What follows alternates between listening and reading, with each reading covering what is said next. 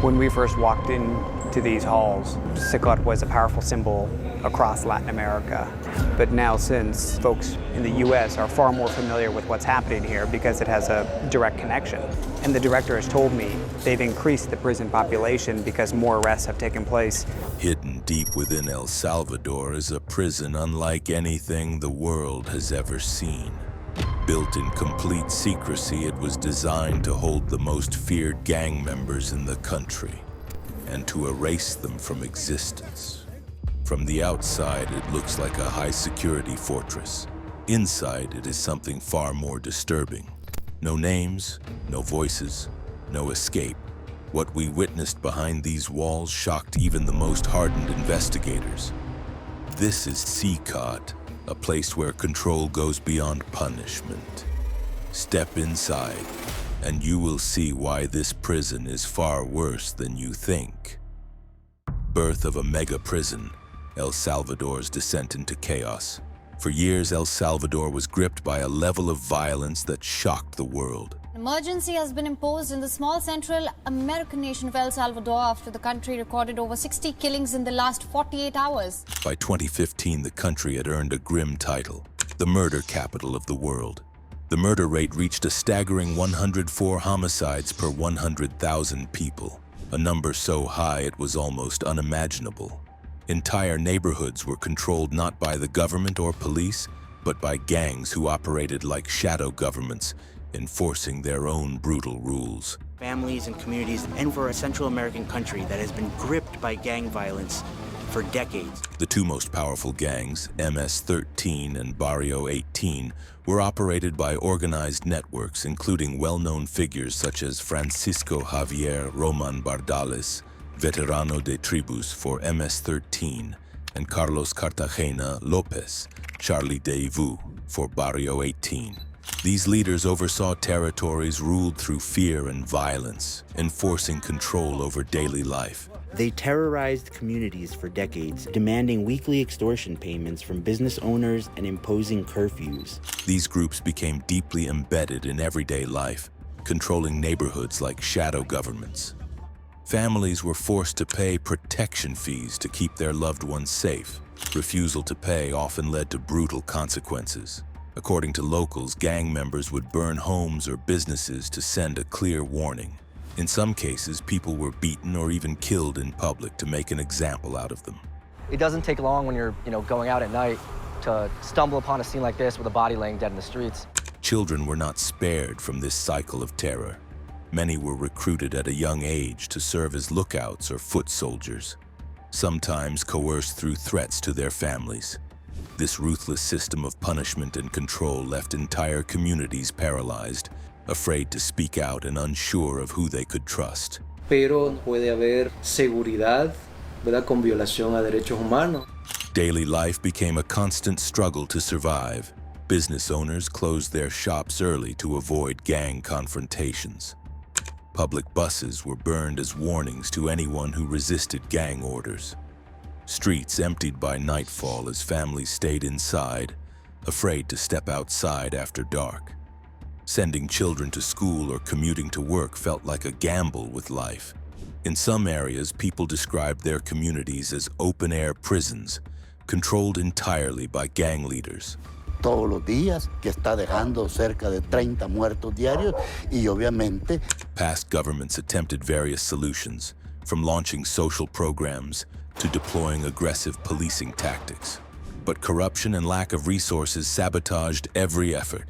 Reports surfaced of police officers working alongside gangs, further eroding public trust. Instead of shrinking, the gangs grew even stronger, while law enforcement lost its grip.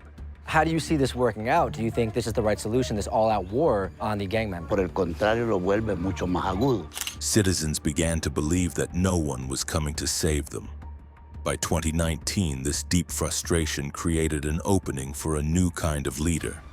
Nayib Bukele, a young and charismatic former mayor, rose to power by presenting himself as an outsider who would break the cycle of violence and corruption. Y sí, habrá momentos duros, habrá momentos difíciles, pero tomaremos esas decisiones con valentía. Unlike traditional politicians, Bukele used social media to connect directly with the public, portraying himself as bold, modern, and willing to do whatever it took to protect his people. Común encontrar cadáveres en el suelo y vean cuántos homicidios hay ahora. Días, semanas enteros sin homicidios. His promise was simple but powerful. He would make El Salvador safe again. The defining moment came in March 2022 when a shocking wave of violence left 87 people dead in a single weekend. Bukele responded by declaring a state of emergency. Constitutional rights were suspended, including freedom of assembly and legal protections like warrants. Police and soldiers launched mass arrests, rounding up anyone suspected of gang involvement. In just 16 months, over 70,000 people were detained, nearly 2% of the nation's adult population. The sheer scale of these arrests overwhelmed the country's already overcrowded prisons. A solution was needed, and fast. Bukele announced plans to build a facility unlike anything El Salvador had seen before, a massive prison designed to crush gang power once and for all. Construction began almost immediately, and the result was CECOT, a fortress built not only to hold prisoners, but to send a message of total control. CECOT, the fortress built to break men. From the very beginning, the construction of CECOT was surrounded by secrecy. Only a small circle of government officials and military personnel knew the full scope of what was being built. Even many of the workers brought onto the site were kept in the dark. According to reports, construction crews were rotated regularly, and those involved were warned not to speak about what they saw. Materials were delivered under armed guard, and certain areas were sealed off, accessible only to a select few. This level of secrecy hinted that this project was not just another prison. It was something far more extreme. When the structure was finally revealed to the world, it stunned everyone. It says there's always somebody standing here in front of the cells, and then if you look up with more security personnel. Officially named it Centro de Confinamiento del Terrorismo, or CECOT, the prison covered a staggering 410 acres, roughly the size of over 300 football fields. Built in under a year, the sheer speed of its completion left many questioning how it was even possible. The stated capacity is 40,000 inmates. We were surprised when we learned it's only half full. Supporters praised the rapid construction as a decisive act of leadership, while critics worried about the corners that might have been cut, especially regarding human rights and safety standards. There's no mattresses, there's no sheets. You've got a toilet over here for them to go to the bathroom. You've got this basin here that they use to bathe themselves. CECOT was divided into 8 massive modules, each surrounded by towering concrete walls. Along the perimeter stood 19 guard towers, positioned to give officers a complete view of every angle of the complex. Encircling it all was an electric fence carrying 15,000 volts, a clear message that escape was not an option. 3 meters of electrified fencing. At 15,000 volts. 15,000 volts. This was not just a prison. It was a fortress designed to eliminate any possibility of resistance. The layers of control inside were just as intimidating. Signal jammers were installed to block every form of communication within a 2-kilometer radius, ensuring no calls or messages could get in or out. Biometric checkpoints and facial recognition scanners were placed at every entry point to monitor everyone who entered the facility. Surveillance drones patrolled the skies day and night, while guards on the ground relied on a chillingly simple security feature: gravel floors. Every step taken inside the prison produced a distinct crunch, making silence impossible and movement impossible to hide. CECOT was built to be entirely self-sustaining. Taken to El Salvador's mega prison, known as the Terrorism Confinement Center, or CECOT. It had its own power generators, food storage facilities, and medical units. Even if the outside world descended into chaos, the prison would continue to function on its own. Government officials celebrated it as a symbol of victory over the gangs that had tormented El Salvador for decades. Their message was simple. This was how they would take their country back. That, he said, was needed to combat the country's notorious gangs and crime rate. But critics saw something different. To them, CECOT was not a correctional facility. It was a psychological weapon designed to break men, not rehabilitate them. Reports from construction workers added to the unease. Some claimed there were sections of the prison that were sealed off before the project was completed. These areas were placed under unusually heavy guard, and no one was ever told what they were for. It raised unsettling questions about what might be hidden beyond the 8 visible modules. It stretches across 57 acres and is located in an isolated rural region. CECOT's walls tell a story of control and fear. But to truly understand what this fortress represents, you must step inside and see what happens to those who are brought here, knowing they may never leave. Life inside, where time and identity disappear. When a prisoner first enters CECOT, everything that connects them to the outside world is taken away. Their clothes, belongings, and even their name are stripped from them. In return, they are given nothing but a pair of white shorts, a pair of slippers, and a number to replace their identity. There are no photographs, no letters, and no items from home. According to officials, this is done to keep gang leaders from showing power or status inside the prison. Critics believe it is meant to break prisoners mentally and make them feel like they no longer exist beyond the walls of CECOT. These men described as the worst of the worst, tattooed with reminders of El Salvador's dark past. The cells inside CECOT are built for total control. Each cell is about the size of a typical classroom but is crammed with 80 to 150 men. There are no windows and the ventilation is poor. The air is hot, heavy, and suffocating, making it difficult to breathe. With no natural light and no way to track time, prisoners quickly lose their sense of day and night. Everything blends together until time becomes meaningless. Prisoners spend 23 hours a day locked inside these overcrowded cells. It cited a study that found CECOT inmates had an average of 6.45 square feet of space. They are only allowed outside for 1 hour each week. That single hour is not real freedom. It takes place in a small, closed-off concrete courtyard under constant camera surveillance. Guards stand by and monitor every movement, whether the prisoners are stretching, walking, or attending a brief religious session. There are no open spaces or fresh air. It is exercise inside a box. Food is kept as basic as possible. Meals usually consist of beans, rice, and tortillas. The food is dumped into bowls and slid through a hatch in the cell door. Prisoners must eat with their bare hands while sitting on the floor. According to reports, malnutrition is common. Many prisoners lose a lot of weight within weeks of arriving. Hygiene is extremely poor. Each cell has one large barrel of water that is used for everything: drinking, washing, and bathing. And then you can see there's a barrel of water that they can drink from. There is no soap or toothpaste. A single toilet is shared by dozens of men with no walls or barriers for privacy. The smell of sweat, waste, and mildew fills the air.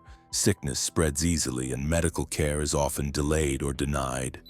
Requests for help must be submitted on paper forms, which can take days or even weeks to process. Some prisoners reportedly die before they ever receive treatment. They've reported human rights violations like torture, inmate deaths, and mass trials. The guards inside CECOT wear black masks to hide their faces and are not allowed to speak with prisoners. Even a few words are forbidden. The silence inside the prison adds to the feeling of isolation and fear. Many guards rotate shifts regularly, so no one knows who they are. For families outside, life is just as painful. Loved ones often do not know where prisoners are being held, or if they are still alive. With no visits, no calls, and no letters, families are left in complete uncertainty, forced to rely on rumors or unofficial reports. The mega prison doesn't have an outdoor recreational area and won't allow family visits.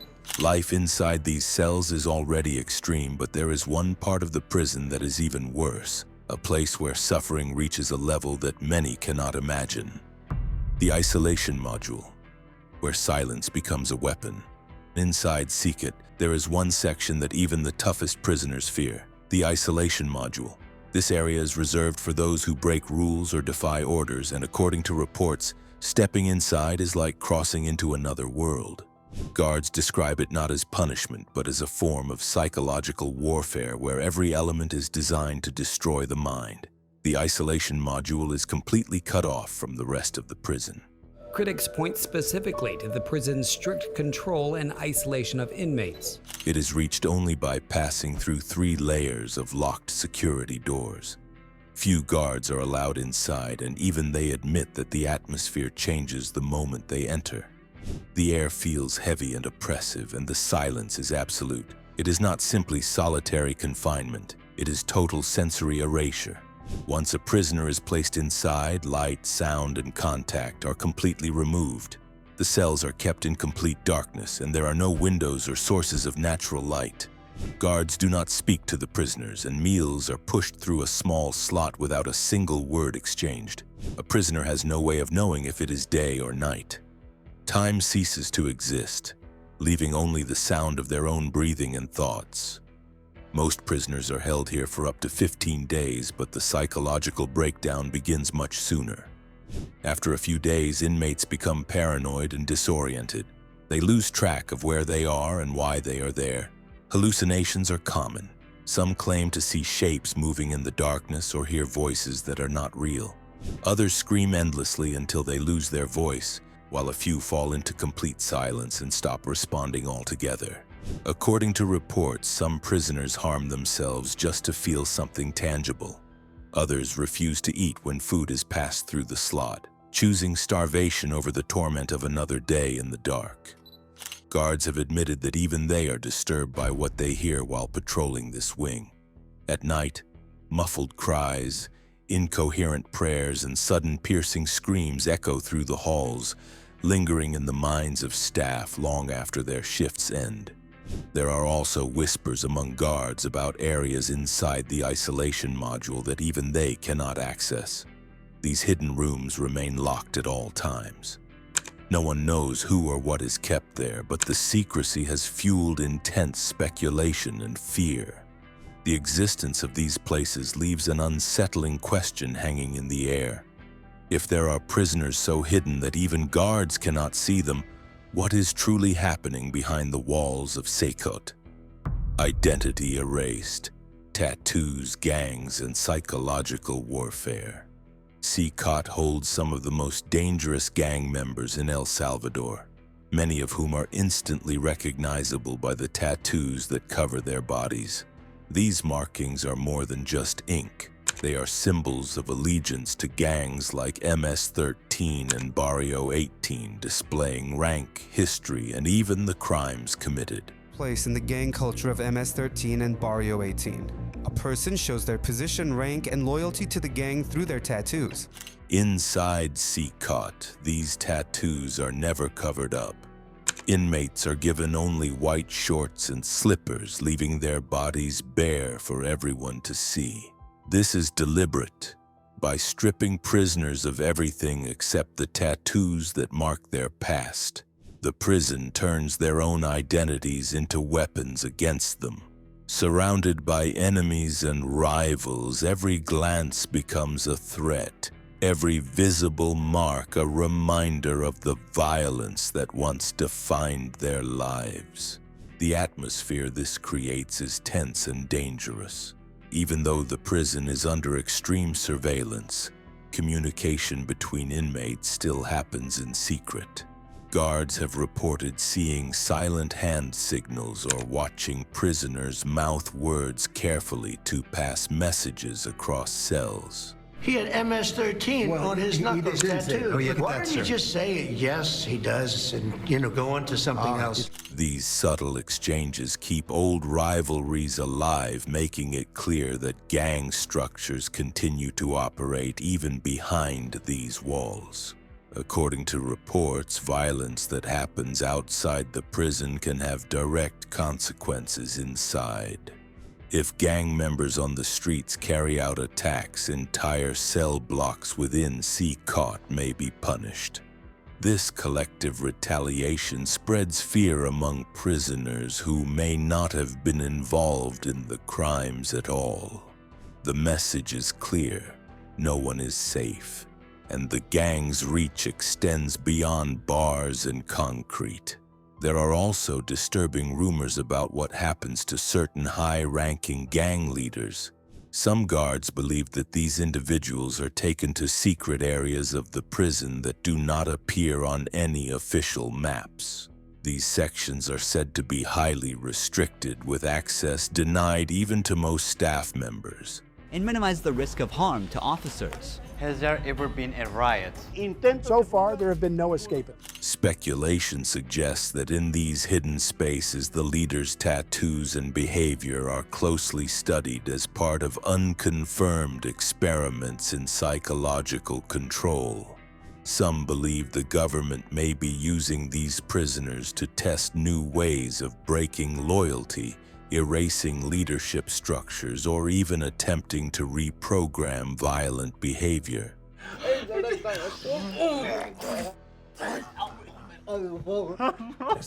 Nothing about these reports has been officially confirmed, but the secrecy surrounding these zones has fueled intense suspicion and fear. This raises a troubling question. Is CECOT truly about protecting the public, or has it become a place where methods of control are tested and perfected on human beings? As these extreme tactics took hold inside the prison, life outside its walls began to shift dramatically. El Salvador's transformation, the price of safety. El Salvador has experienced one of the most dramatic and controversial transformations in recent history. For years, it was plagued by relentless violence.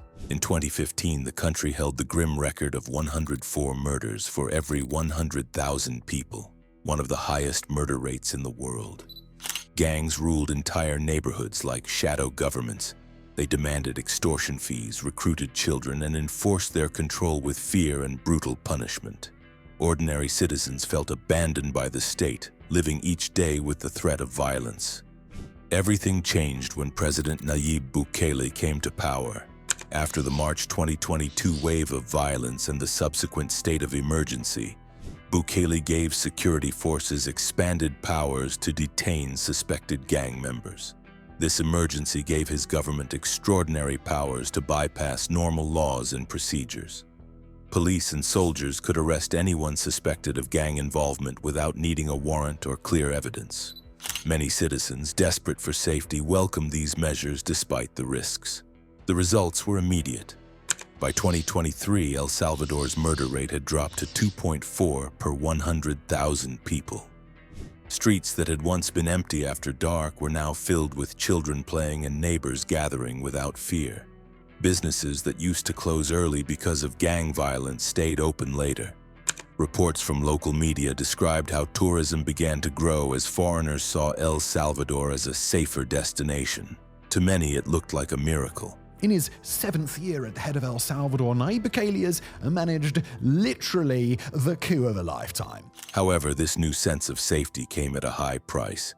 Under the state of emergency, thousands of people were arrested, often without formal charges or clear evidence. Families were left in torment, not knowing where their loved ones were taken or even if they were alive.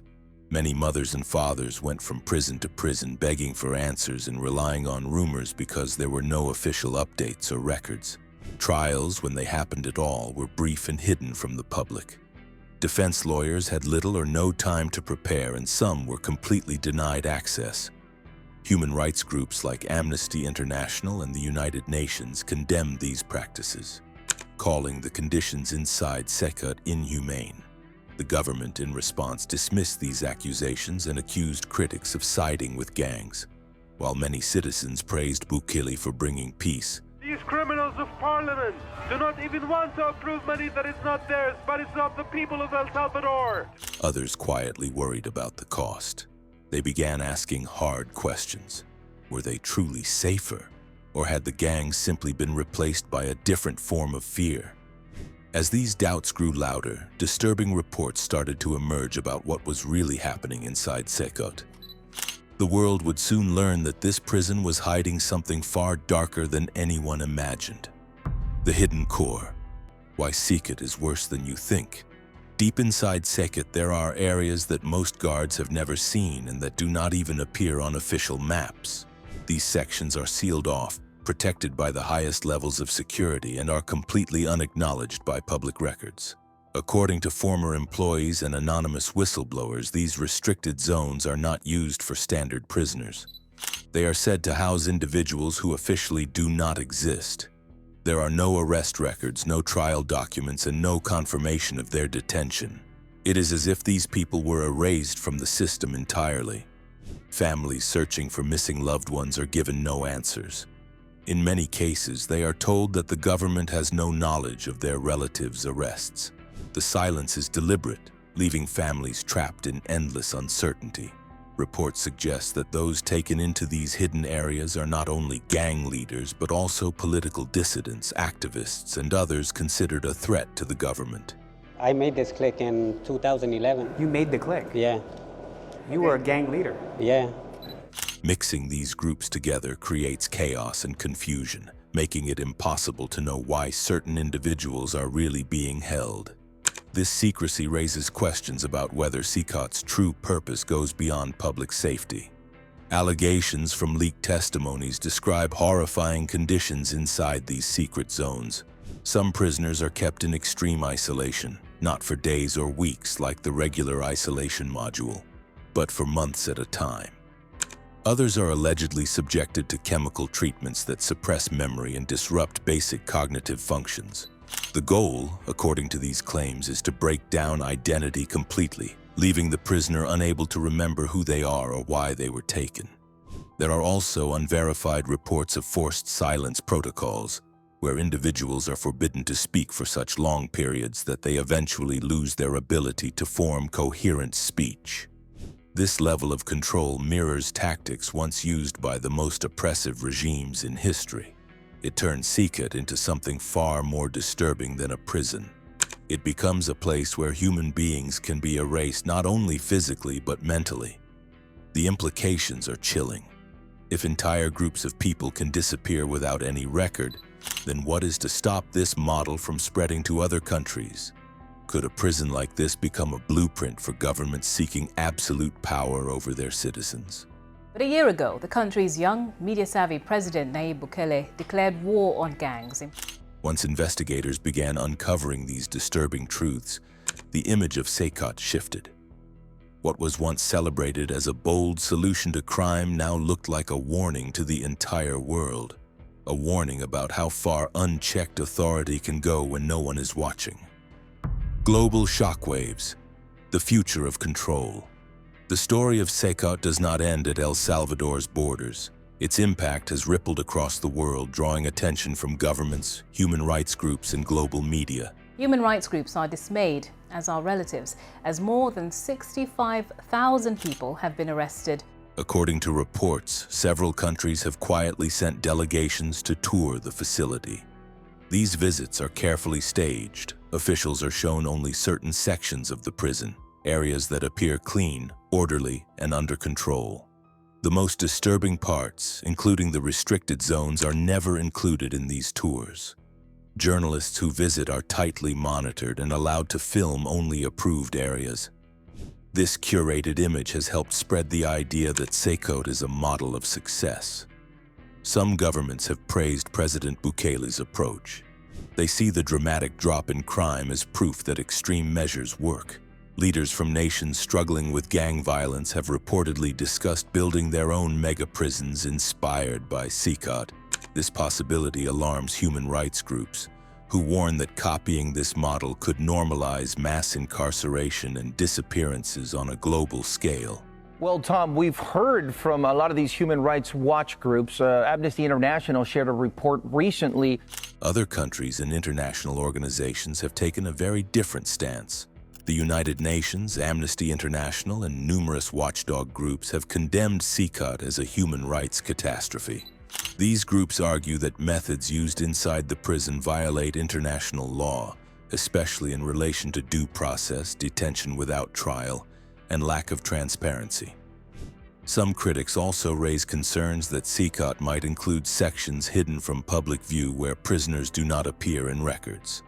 According to these reports, such areas could represent a step toward authoritarian practices. This latter claim remains unverified, but it fuels serious debate about how far the state is willing to go in the name of security. While governments debate, families of the disappeared continue to suffer. Across El Salvador, groups of mothers, fathers, and siblings gather outside government buildings holding photos of missing loved ones. President Bukele came down essentially like a ton of bricks. Some people think he was building to that point. They demand answers, but they are met with silence. For them, the pain never ends. Each day without information feels like another sentence passed against those who have vanished inside CECOT's walls. The results cannot be denied. Crime has fallen and many streets are safer. Yet this safety comes at a cost that few are willing to speak about openly. CECOT works, but it does so by eroding freedom and erasing lives. It forces the world to face a terrifying question. How much safety is worth total control? In a world increasingly willing to trade freedom for order, CECOT stands as both a warning and a prophecy. Behind its walls, the line between justice and tyranny has vanished, leaving us to wonder which path other nations will choose to follow.